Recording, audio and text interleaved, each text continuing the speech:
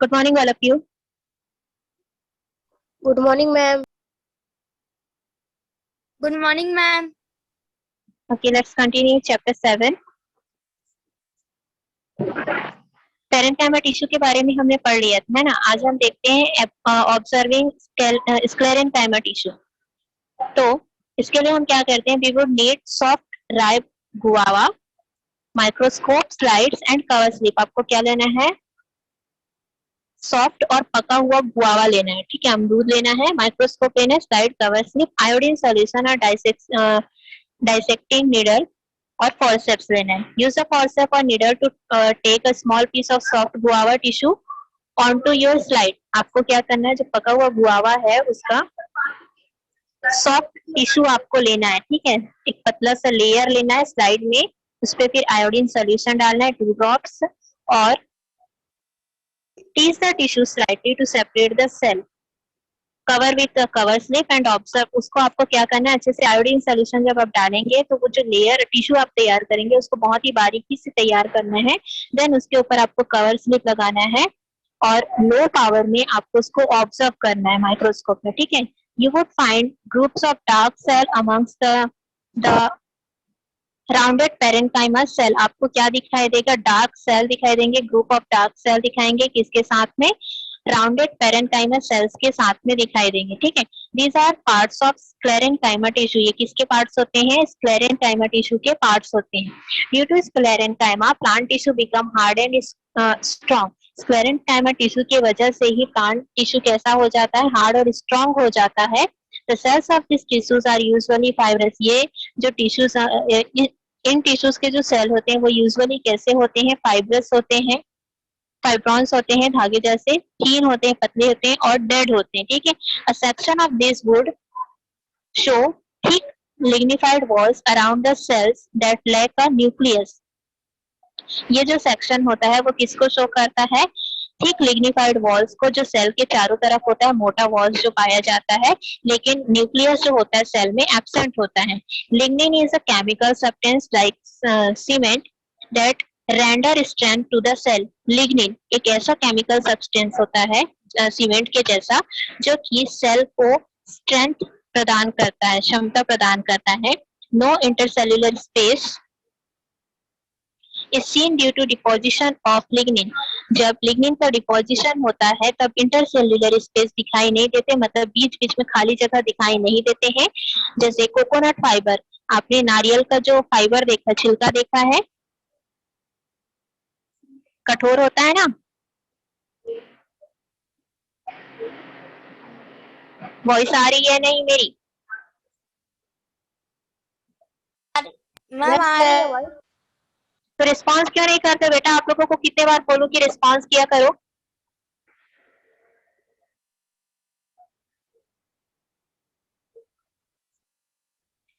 Coconut fibre seed coat of mature orange seed. Orange seed, एक mature orange seed जो होता है उसके ऊपर भी जो कोटिंग होता है वो भी हार्ड होता है। Fibre seen a dry bottle gourd etcetera, जैसे बॉटल गार्ड, लौकी का जो बीज होता है, ठीक है, are composed of sclerenchyma tissues. मतलब जितने भी हार्ड पार्ट होते हैं वो सब किससे बने होते हैं, स्क्लेरेन्काइमा टिश्यू से बने होते हैं, ठीक है। क्लियर है यहाँ तक? Yes, ma'am. ओके, आगे देखते हैं ऑब्जर्विंग एनिमल टिश्यूज। अभी तक तो हमने प्लांट टिश्यू के बारे में पढ़ा, अब हम देखेंगे एनिमल टिश्यू के बारे में।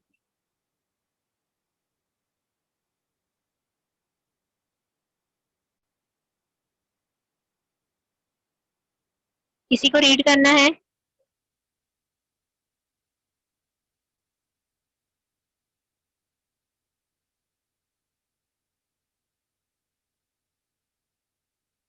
चलिए कंटिन्यू करते हैं। You have already observed the cell in the inner lining of your mouth by making slide of them in the previous chapter। आपने इससे पहले क्लास में मैंने आप लोगों को चिक सेल के बारे में बताया था, जो कि माउथ के अंदर से आपको लेना है, पतला परत आपको लेना था, उस सेल को आपने ऑब्जर्व किया। You may observe dandruff of the layer of cell that peels off from your heels All these represent the outermost layer of dermal tissue of animal called as epithelial or epidermal tissue. जैसे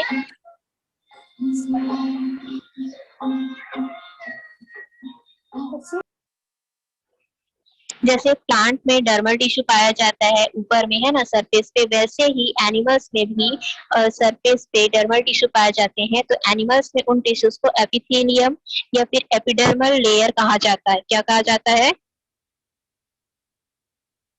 epidermal layer कहा जाता है। We have observed that epithelial forms the outer and inner lining of different parts of the body. हमें क्या पता चलता है जब हम ऑब्जर्व करते हैं? तो एपिथेलियम जो होता है वो आउटर या फिर अंदर का परत बनाता है डिफरेंट डिफरेंट बॉडी पार्ट्स में, ठीक है। They usually form a protective covering, और ये प्रोटेक्टिव कवरिंग के रूप में भी पाए जाते हैं। The cells are flat. Cell कैसे होते हैं? हमने प्रीवियस चैप्टर में पढ़ा है कि सेल्स जो होते हैं फ्लैट होते हैं, usually with a prominent nucleus joined to other cells and usually do not have any intercellular space.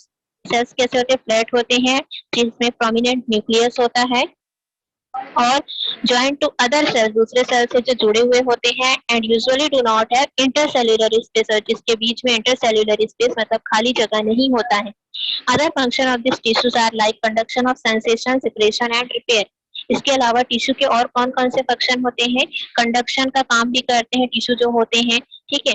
Secretion का भी काम करते हैं, सेंसेशन का काम करते हैं, रिपेयर का भी काम करते हैं, ठीक है। क्लियर है यहाँ तक?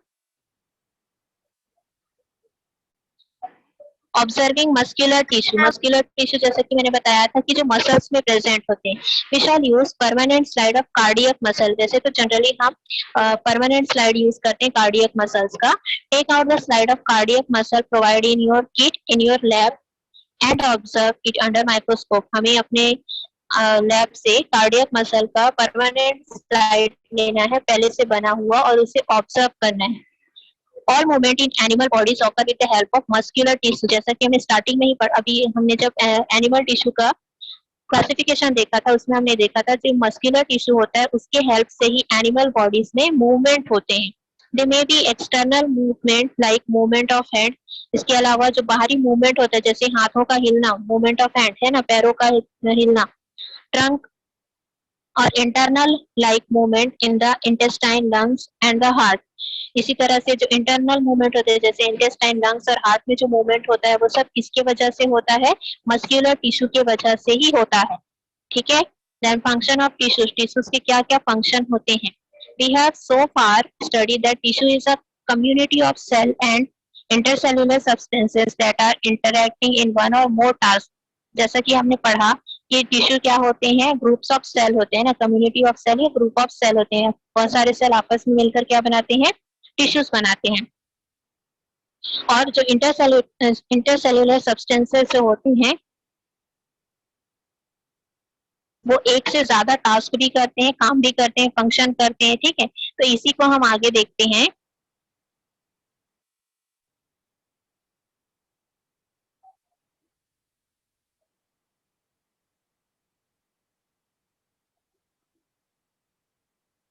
जो यहाँ पर दिख रहा है सभी को?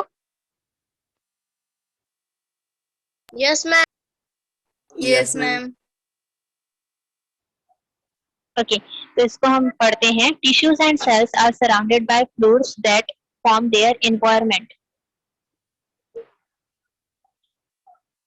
A change in its composition and volume affect the function of the tissues. Tissue और सेल जो होते हैं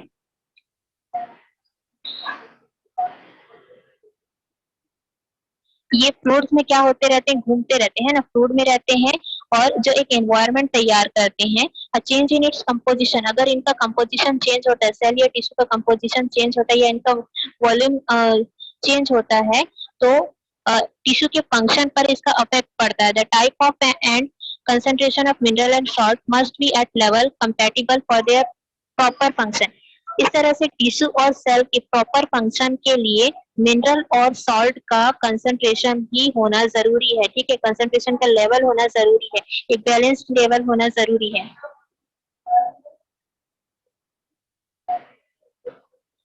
जिससे जो टिश्यू या सेल है वो अच्छे से फंक्शन कर सके। All plant and animal tissue require suitable food. इस तरह से जितने भी प्लांट या एनिमल टिश्यूज होते हैं उनको एक सुटेबल फूड की जरूरत होती है, फ्रूट एनवायरनमेंट की जरूरत होती है, so that they may function effectively, जिससे वो अच्छी तरह से प्रॉपरली फंक्शन कर सके, प्रॉपरली अपना काम कर सके। क्लियर है? Yes, ma'am. Yes, ma'am. Okay, उसके बाद हम देखते हैं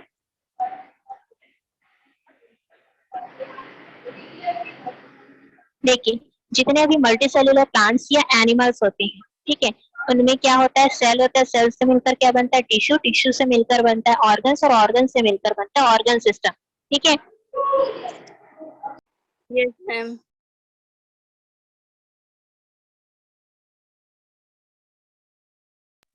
आप लोग इस पैराग्राफ को पढ़ के रखिए, मैं थोड़ी देर में आप लोगों को इसको एक्सप्लेन कर रही हूँ। Okay, Okay, ma'am. Yes, ma'am.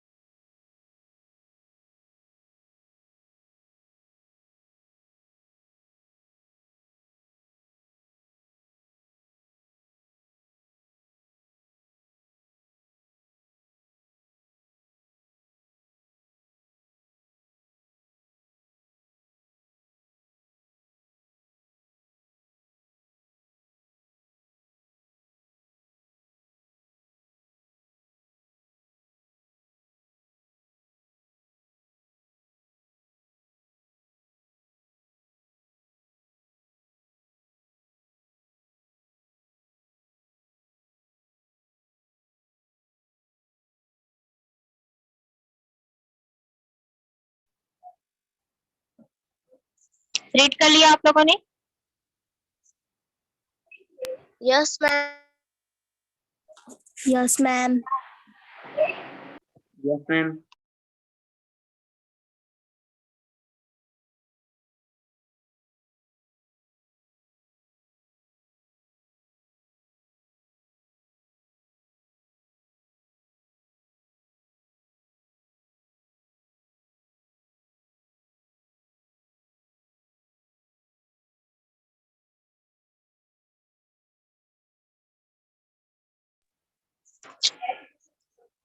ठीक, तो अभी हमने देखा जितने भी प्लांट टिश्यू एनिमल टिश्यू होते हैं वो कैसे बने होते हैं, सेल से, फिर सेल से मिलकर टिश्यू बनता है, टिश्यू से मिलकर ऑर्गन से मिलकर ऑर्गन सिस्टम, और फिर एक पूरा बॉडी तैयार होता है। ठीक है, तो इन सबका जो फंक्शन होता है वो सब अलग अलग होता है।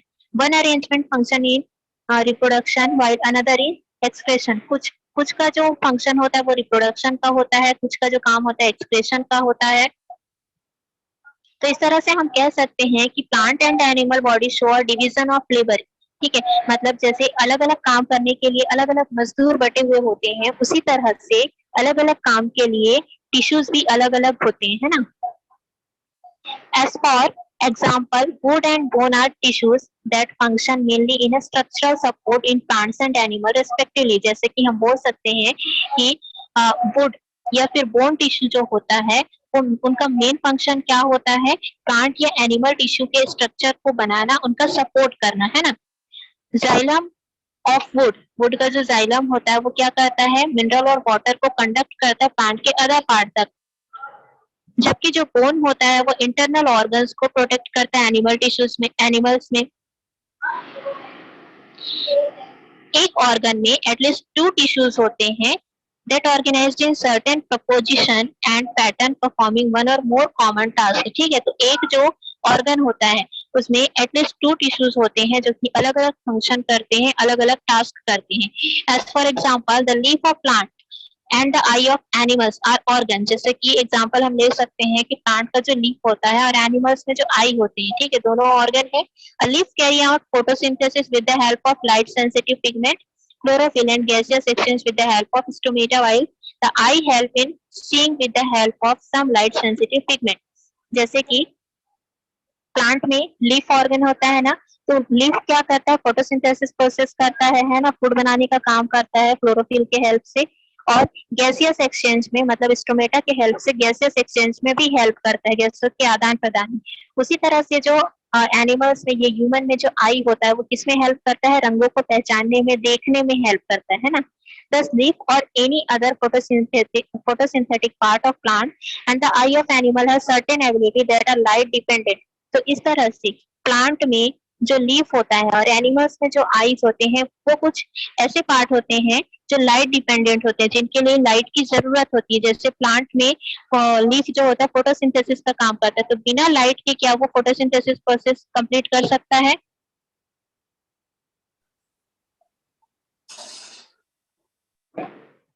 नहीं कर सकता, है ना। उसी तरह से एनिमल्स में भी जो आई होते हैं, जब लाइट नहीं पड़ेगा तो क्या वो देख पाएंगे? नहीं देख पाएंगे। Not all task are carried out by a particular group of tissue. तो जरूरी नहीं कि जितने भी टास्क, सभी टास्क जो होते हैं वो हर एक एक टिश्यू के द्वारा किया जाए। हर एक टिश्यू का अलग अलग फंक्शन होता है। Some tissues carry out the function of conduction of substances. कुछ जो टिश्यूज होते हैं वो कंडक्शन का काम करते हैं, चीजों के कंडक्शन का, ट्रांसफर का काम करते हैं एक पार्ट से दूसरे पार्ट में पहुंचाने में। कुछ टिश्यू जो होते हैं वो बॉडी के फास्ट ग्रोथ और डिवीजन के लिए रिस्पॉन्सिबल होते हैं। ये जो टिश्यूज होते हैं वो मल्टीसेलुलर ऑर्गेनिज्म के बॉडी में कहीं पर भी प्रेजेंट होते हैं। For example in the skin, जैसे कि स्किन में प्रेजेंट होते हैं, और in such tissues that form a lining, और कुछ टिश्यूज होते हैं जो लीनिंग बनाते हैं, मतलब सतह परत बनाते हैं, है ना। और डर्मल टिश्यू, ठीक, those that form the bulk of the body or the ground substances might contain conducting tissues और vascular tissue। जैसे कि बॉडी का जो बड़ा पार्ट होता है उसको बनाने में, ये ग्राउंड सब्सटेंस को बनाने के लिए वस्कुलर टिश्यू होता है, वस्कुलर टिश्यू या कंडक्टिंग टिश्यू होता है। These are usually fibre like tissue. ये कैसे होते हैं? फाइबर के जैसे टिश्यू होते हैं जो एनिमल्स के मसल्स को बनाते हैं। And fibres of the conducting tissue in plant, और प्लांट के जो टिश्यूज होते हैं उनको बनाते हैं, ठीक है। रेंडरिंग सपोर्ट, जो कि सपोर्ट भी करता है, फ्लेक्सिबिलिटी देता है, और कुछ पार्ट्स के बीच में कनेक्शन भी करता है। This would also have fast growing tissue so that the process of growth and repair goes on replacing or older layer of tissues with newer ones। कुछ फास्ट ग्रोइंग टिश्यूज भी होते हैं जो कि प्लांट या एनिमल के growth और repair के लिए रिस्पॉन्सिबल होते हैं, जो पुराने टिश्यूज को हटाते हैं और वहां पर नया टिश्यू आता है। क्लियर है यहाँ तक सभी को? Yes, ma'am. Yes, ma'am. Next देखते हैं डू यू नो। यहाँ पर एक दिया हुआ है, after certain period of time the growth of certain tissue stop as the cell lose the ability to divide and differentiate. देखिए कुछ समय के बाद में कुछ टिश्यू का जो ग्रोथ होता है वो रुक जाता है। क्यों रुक जाता है? क्योंकि जो सेल में जो डिवाइड करने की एबिलिटी होती है वो खत्म हो जाती है, जिसकी वजह से टिश्यूज का ग्रोथ भी रुक जाता है। ठीक है, but there are some cells called as stem cells that can divide and differentiate constantly. लेकिन कुछ ऐसे सेल्स भी होते हैं जिसे स्टेम सेल कहा जाता है, जो जिसमें हमेशा डिवाइड और डिफरेंशिएट की एबिलिटी पाई जाती है। Whenever cells of an organ die and fall off like those of our skin, the stem cells divide forming new layer. तो जब किसी ऑर्गन का जो सेल होता है मर जाता है या फिर खत्म हो जाता है, ठीक है, तो हमारे स्किन में नया सेल कहाँ से आता है? हमारे स्किन में नया सेल स्टेम सेल के द्वारा आता है, जो कि नए सेल को बनाने का काम करता है।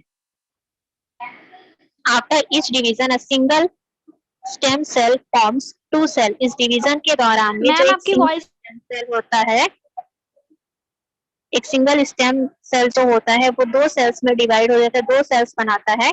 One of these differentiate into cell of the concerned part while the other remain as a stem cell. एक पार्ट को concerned पार्ट कहा जाता है सेल का, concerned पार्ट को डिफरेंशिएट करता है सेल का, और दूसरा जो होता है वो स्टेम सेल के जैसा ही कांस्टेंट होता है।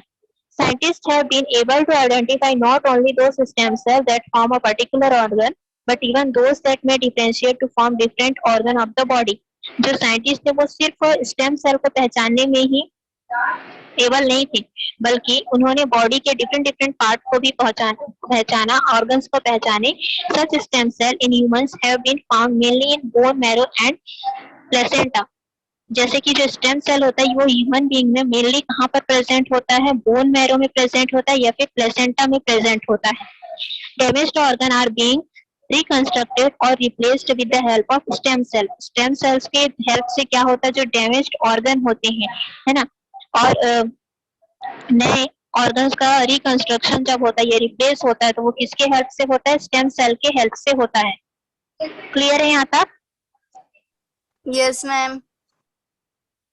आगे देखते हैं।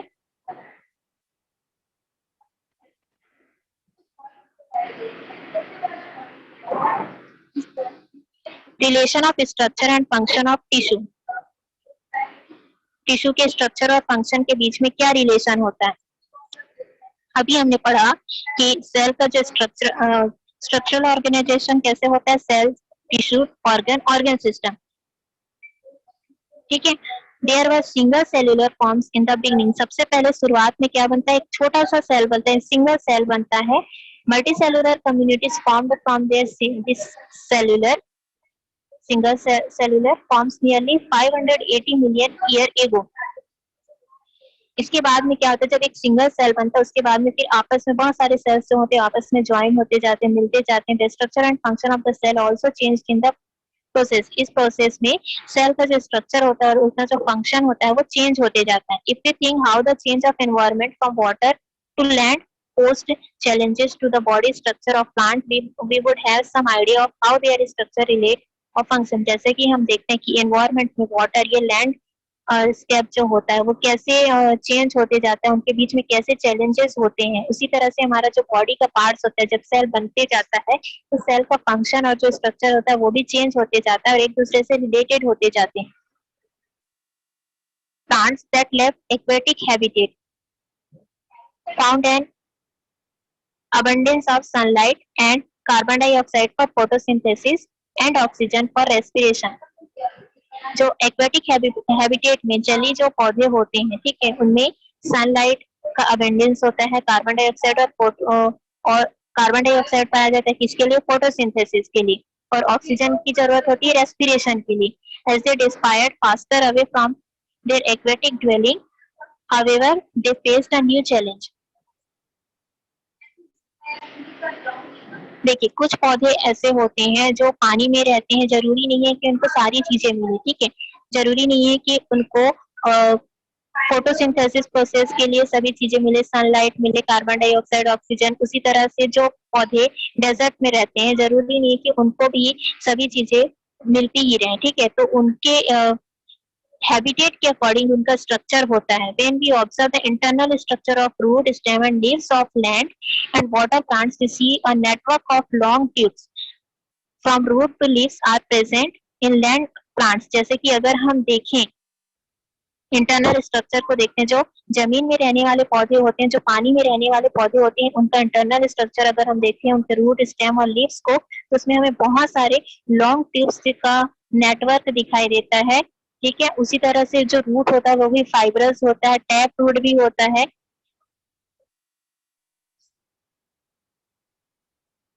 ये सब from root to leaves are present in land plants, ending in the stomata that open and close in way that help to conserve water. इसी तरह से स्टोमेटा का क्लोज होना, ओपन होना, ये सब भी इन प्लांट्स में होता है. Branching in roots help to draw more and more water and dissolve minerals to send it to large distance.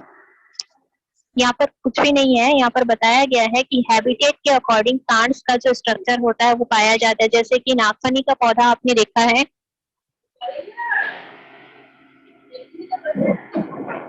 Cactus plant देखा है, Yes, ma'am. वो कहाँ Yes, होता है? ma'am. रेगिस्तान में होता है. रेगिस्तान में होता है. Yes, ma'am. Yes, ma'am. हाँ, तो उसका जो लीफ होता है वो कैसा होता है? फुला हुआ दिखाई देता है आपको? Yes, ma'am. हाँ, तो वो फुला हुआ क्यों दिखाई देता है? क्योंकि उसका स्ट्रक्चर जो होता है वहाँ के हैबिटेट के हिसाब से होता है ना, वहाँ पानी की कमी होती है. ठीक ठीक, तो हैबिटेट के अकॉर्डिंग ही उसका जो स्ट्रक्चर होता है वो बना हुआ होता है और उसका जो फंक्शन होता है वो होता है. ठीक, उसी तरह से Yes, ma'am. एनिमल्स भी जो जहाँ पर रह सकता है, जैसे कि